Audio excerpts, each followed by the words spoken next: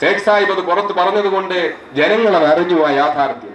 എന്റെ അവസ്ഥ സേഠ് സാഹിബ് ജനങ്ങളുടെ മുന്നിൽ അവതരിപ്പിച്ചു.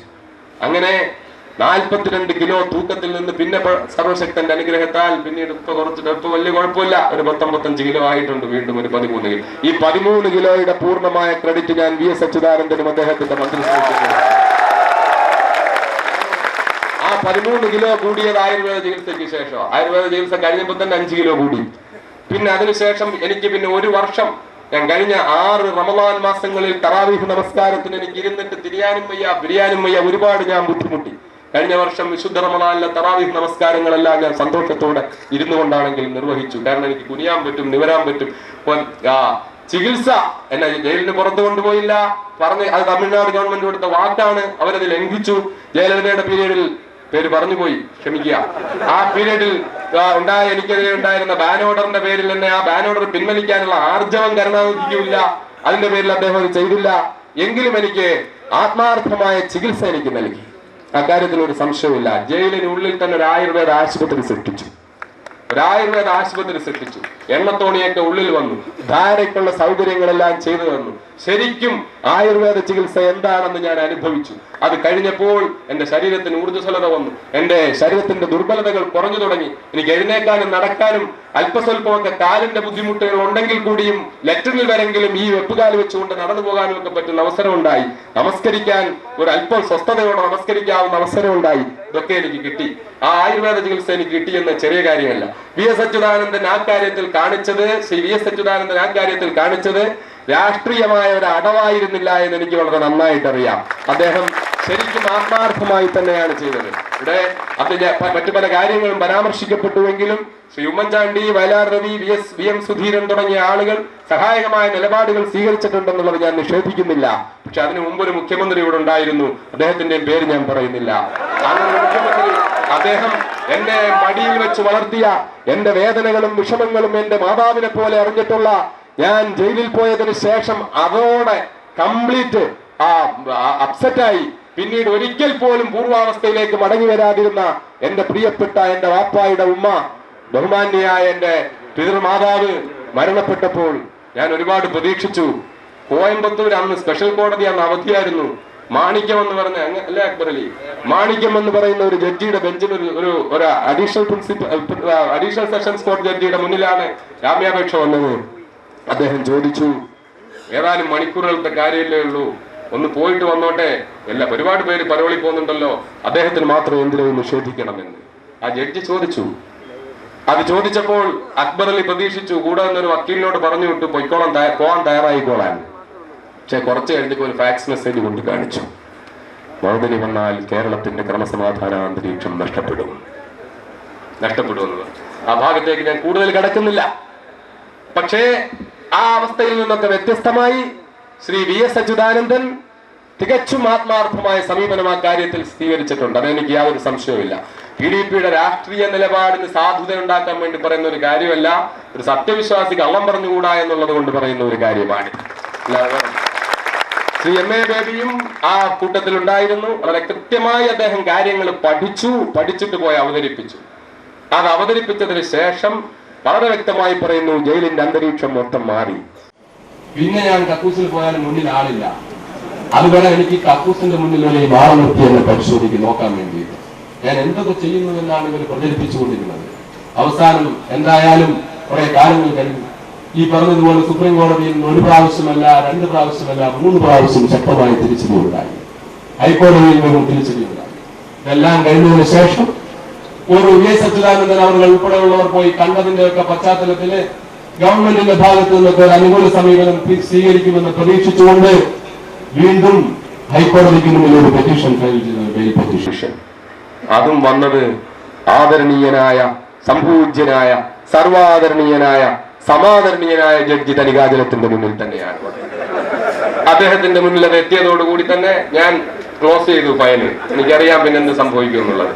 അതങ്ങനെ അതിന് തൊട്ടു മുമ്പ് തമിഴ്നാട് ഹൈക്കോടതിയിൽ ഒരു തീരുമാനം ഉണ്ടായിപ്പോൾ എപ്പോഴെങ്കിലും ഒരു ജഡ്ജി ഒരു ബെയിൽ ബെഞ്ചിൽ ഇരുന്നിട്ട് ഒരു ബെയിൽ പെറ്റീഷൻ കേട്ടിട്ടുണ്ടെങ്കിൽ പിന്നെ ആ ജഡ്ജി മരിക്കുന്നത് വരെ അല്ലെങ്കിൽ ഹൈക്കോടതിയിൽ നിന്ന് പിരിയുന്നത് വരെ അദ്ദേഹത്തിന്റെ ബെഞ്ചിൽ തന്നെ വരണം എല്ലാ ജാമ്യാപേക്ഷകളും. അതിൽ തന്നെയുള്ള അനീതി നമ്മളൊന്ന് ആലോചിച്ച് നോക്കണം. ഒരു ജഡ്ജി എന്ന് പറയുന്ന ആളിന് പല മാനസികാവസ്ഥ ഉണ്ടാകാം, ചിലപ്പോൾ മാനസിക വിഭ്രാന്തിയുള്ള ഒരു ആസ്ഥാനത്തിരിക്കുന്നവരുണ്ടാകാം, പലതും ഉണ്ടാകാം.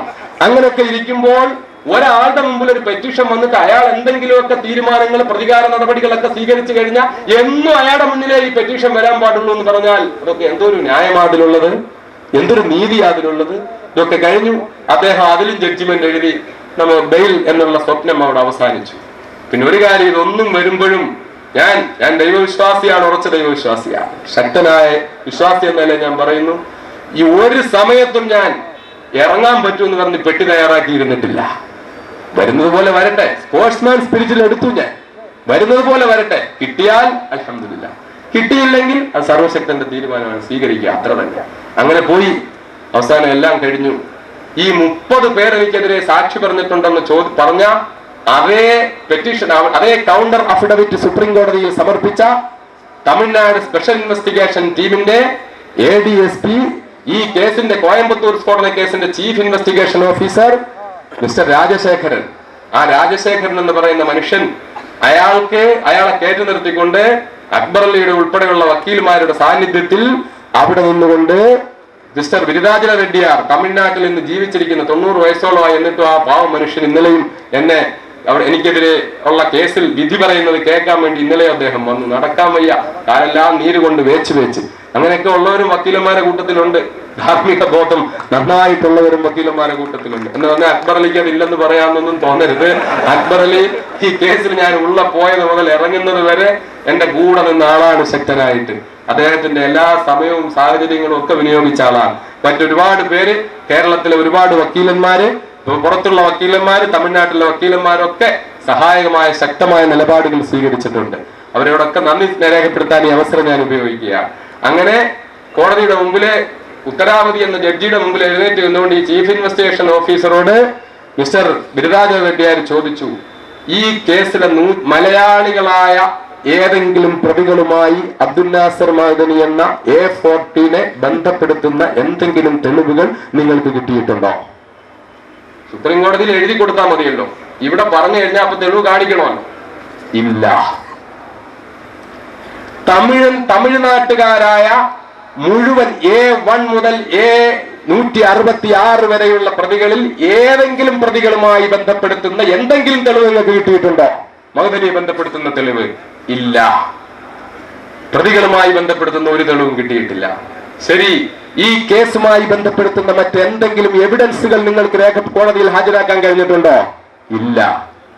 അപ്പോൾ എന്റെ വക്കീൽ പറഞ്ഞു, നേരത്തെ തയ്യാറാക്കി വെച്ചിരുന്നു സുപ്രീം കോർട്ട് അഫിഡവിറ്റിന്റെ കോപ്പി, സുപ്രീം കോർട്ടിനെ തെറ്റിദ്ധരിപ്പിച്ചിരിക്കുകയാണ്, 33 സാക്ഷികൾ എതിരായി പറഞ്ഞിട്ടുണ്ടെന്ന് പറഞ്ഞു.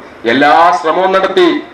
പാലക്കാട് ഒറ്റപ്പാലംകാരനായ മനാഫ് എന്ന് പറഞ്ഞ ചെറുപ്പക്കാരനെ പിടിച്ചുകൊണ്ട് വന്നിട്ട് 3 ദിവസം സാക്ഷി പറഞ്ഞതിന് മുമ്പ് കസ്റ്റഡിയിൽ വെച്ചു. തമിഴ്നാട്ടിലാ, ചോദിക്കാനും പറയാനും ആളില്ലാത്ത നാടാ. 3 നാള് കസ്റ്റഡിയിൽ വെച്ചു. കസ്റ്റഡിയിൽ വെച്ചിട്ട് അവനെ പീഡിപ്പിച്ചു, അവന് പ്രലോഭനങ്ങൾ നൽകി. നീ ഇറങ്ങിക്കഴിഞ്ഞാൽ ചെന്നൈയിൽ നിനക്ക് വീട്, നീ കോയമ്പത്തൂർ ഇരിക്കണ്ട, നിനക്ക് ഗൾഫിൽ പോകാൻ വിസ, എല്ലാം ചെയ്തു തരാം. അവസാനം കോടതിയിലേക്ക് കയറാൻ നേരത്തെ 1000 രൂപ പോക്കറ്റിലും വെച്ചു കൊടുത്തു. നീ മഅദനിക്കെതിരായി സാക്ഷി പറയണം, വേറൊന്നും വേണ്ട. മഅദനി ആർമി രാജുവിൽ നിന്ന് ഒരു പൊതി വാങ്ങുന്നതായി നീ കണ്ടു, ഇത്രയും പറഞ്ഞാൽ മതി. ആ പൊതി എന്തോ ആയിക്കോട്ടെ, ഒരു പൊതി വാങ്ങുന്നത് കണ്ടു, ഇത്രയും പറഞ്ഞാൽ മതി. പക്ഷേ സർവശക്തനായ നാഥന്റെ ഇടപെടൽ ആ ചെറുപ്പക്കാരന്റെ മനസ്സിൽ മാറ്റങ്ങൾ സൃഷ്ടിക്കാൻ കഴിഞ്ഞില്ല. അവനുള്ളിൽ വന്നു. അവൻ പറഞ്ഞു തുടങ്ങുമ്പോൾ സത്യം പറയാണ്. അക്ബർ അലിയുടെ കണ്ണിൽ നിന്ന് ഇങ്ങനെ പൊന്നീച്ച പറന്നുകൊണ്ടിരിക്കുക. ഇവൻ എന്തെങ്കിലും പറഞ്ഞു കളയോ? ഇവൻ 3 ദിവസം കൊണ്ട് കസ്റ്റഡിയില്ല, ഒന്നും ചെയ്യാൻ പറ്റിയിട്ടില്ല. പോലീസ് അവനെ എല്ലാ നിലയിലും പ്രീണനങ്ങൾ നൽകിയിരിക്കുക, അവൻ എല്ലാ വാഗ്ദാനങ്ങളും ചെയ്തിരിക്കുക, അവനെ കൊണ്ടുവന്ന് മുന്നിൽ കൊണ്ട് നിർത്തിയിരിക്കുക. ഇവൻ എന്താ പറയാൻ പോകുന്നത്? ഇവൻ എന്തെങ്കിലും പറഞ്ഞു കഴിഞ്ഞാൽ എന്താ സംഭവിക്കുക? അക്ബറിലേക്ക് ഇങ്ങനെ നിൽക്കുകയാണ്. ഞാനും ആശങ്കാകുലനായിരുന്നു, ഇവൻ എന്തെങ്കിലും പറയുമോ, ഇവനെ കൊണ്ട് എന്തെങ്കിലും ഒരു പറയിപ്പിക്കുവോ? ഇവൻ അവസാനം എല്ലാം കഴിഞ്ഞ് ഇങ്ങനെ പറയുന്നതൊന്നും ദൂരെ ഇരിക്കുന്ന എനിക്ക് കേൾക്കാൻ പറ്റില്ല. എല്ലാം കഴിഞ്ഞപ്പോൾ ഇവൻ പോക്കറ്റിൽ നിന്ന് കുറച്ച് പൈസ എടുത്ത് ജഡ്ജിക്ക് കൊടുക്കുന്നു. അത്ഭുതത്തോടെ നോക്കിയിരിക്കുക. തിരിച്ച് അക്ബർ അലിയെ പെട്ടെന്ന് വിളിച്ചു. എന്താ നടന്നതെന്ന് വെച്ചപ്പോൾ പറഞ്ഞു, മുരുകേശ്വരൻ എന്ന് പറയുന്ന SP കോടതിയിലേക്ക് വരുന്നതിന് മുമ്പ് എനിക്ക് 1000 രൂപ പോക്കറ്റിൽ വെച്ച് വന്നു. ആ 1000 രൂപയാണിത്. 3 ദിവസം കൊണ്ട് ഞാൻ പോലീസ് കസ്റ്റഡിയിലാണ്. പോലീസ് കസ്റ്റഡിയിൽ എടുത്തു എന്നറിഞ്ഞപ്പോ അക്ബർ അലി ഒരു വേല ജയിച്ചവന്റെ അവന്റെ ഫാദറിനെ കൊണ്ട് പെട്ടെന്ന് ടെലിഗ്രാം ചെയ്യിപ്പിച്ചു, കോടതിക്ക് ടെലിഗ്രാം ചെയ്യിപ്പിച്ചു. 3 ദിവസത്തിന് മുമ്പ് എന്നെ കസ്റ്റഡിയിൽ എടുത്തപ്പോൾ കസ്റ്റഡിയിൽ ആളെ എടുത്തിട്ടുണ്ടെന്നും പറഞ്ഞു.